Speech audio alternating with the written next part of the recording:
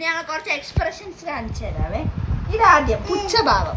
അടുത്തത് നമ്മളിനി ചായ എടുത്ത് കൊടുക്കുമ്പോൾ ചായ കാണുന്ന എക്സ്പ്രഷൻ, ഇനി അത് കുടിക്കുമ്പോൾ ഇനി അത് കൊടുത്തില്ലെങ്കിൽ എക്സ്പ്രഷൻ.